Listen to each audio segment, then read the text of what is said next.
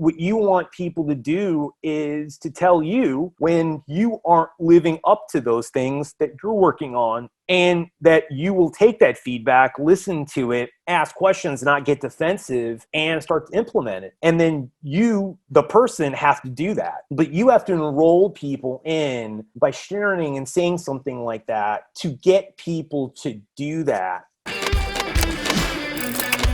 Hey guys, welcome back to the Leadership Stack Podcast, the podcast for entrepreneurs by entrepreneurs to increase your leadership, teamwork, and profits. This is your host, Sean C., aka Mr. CEO at 22.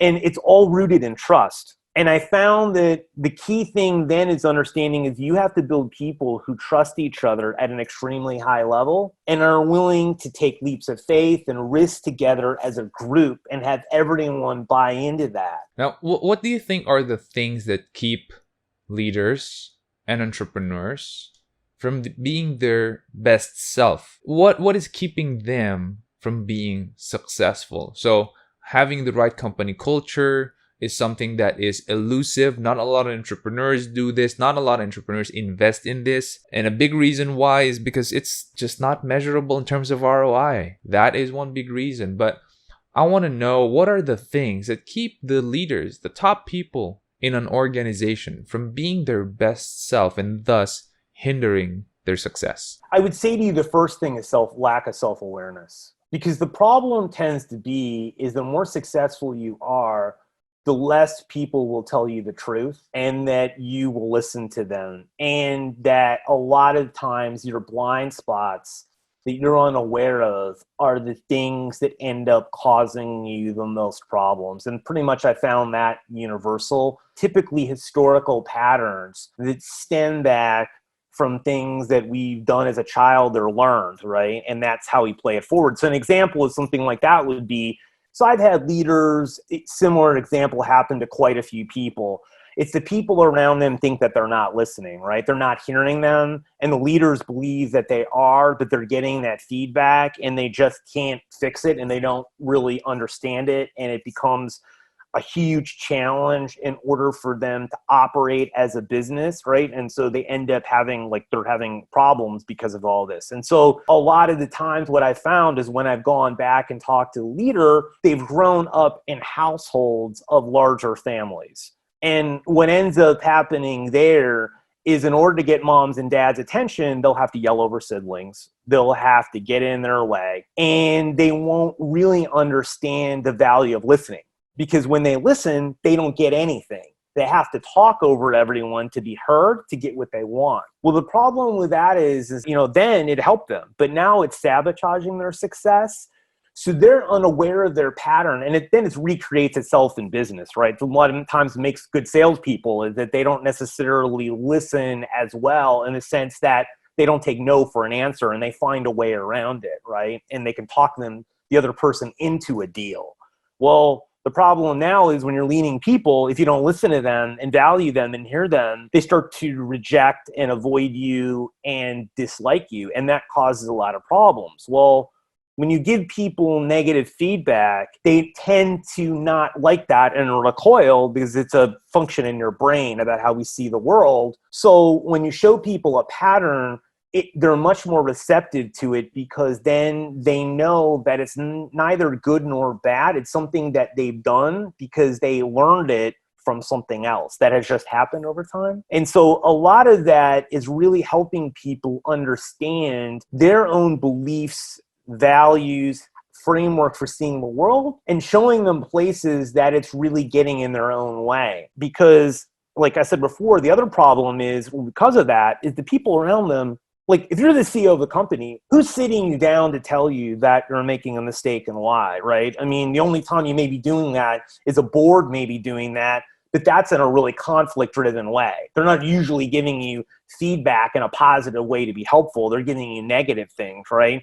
And the people that you're managing aren't going to rarely come in your office and try to give you feedback and do that, because they're worried about losing their job or some repercussions in their career. So there's not a lot of people that are telling you the truth and sharing with you information and feedback. And that really is the first place where people don't really do that. I would say the other thing that happens is that people don't invest in learning management and leadership skills, right? And these are all learned behaviors, and no baby comes out of the womb and is a great leader, right? You learn this, and you have to invest and learn these things in order to become better, because these are soft skills, right? These are not stuff that you can learn SEO at some level by watching a computer program. Now, putting it all together, you have to do it. But you can learn SEO from them. You can't learn how to manage other people from watching a video alone. I mean, there's a lot more into it, but you have to put all these things together. I would say the third thing is really people don't understand the value of teamwork, and that it is a company strategy to get people to work together and do it in a way that's effective, because all of the conflict and not getting along creates disruption, slows down processes, people miss deadlines, right? And all these other things start to happen across. So I think it's teaching people and learning yourself, how do you do great teamwork and how do you keep people, collaborating? And I think that part of it is really the challenge, because I look at a business itself and I look at like the human behavior and the people element moves along with the strategy part. And then that equals an extraordinary business. But a lot of people look at, I've got the business itself and the business strategy and how I'm making money is here, and then the people aspect is down here. And that's not how the equation works. And that's how a lot of people view it, or that's how they live it out. And the problem comes is that every business is about the people, and they have to execute it. And almost you could argue every business today is a service-based business. And so all of these skills and the people aspect are paramount to being successful. And if you don't take that in consideration, like that's where people miss. And that's the thing they leave out of business school. They don't teach enough of and how to do it. And people just don't invest in it. Some of it's because of their ego. And some of it is they don't know what they don't know and aren't willing to learn it. So I tell everyone, like, that's how you can create and scale businesses way faster, way quicker, with way less people, and be way more competitive. It's about the team and how do you get them to work and get the best out of them. You mentioned earlier that self-awareness is important. Now I'm wondering, what if there's an entrepreneur who's self-aware, aware of his blind spots or her blind spots? And you mentioned also that people aren't just going to be telling you the truth because they're afraid of their career impact. I'm wondering, is there a way for people to go ahead and do that? Like tell you that these are your blind spots and you have to work on them, or you're already aware of your blind spots and people will go ahead and tell you that, hey, you did it again here, and I just wanted you to know because I know you want to improve. How does a CEO or a CEO founder enable or empower his people or her people to do that? Well, one, I think that you share with people the importance of understanding the things that you aren't great at, and that everyone has things to work on, and that our job here is to get better, right? It's not to be perfect. It's to get better every day.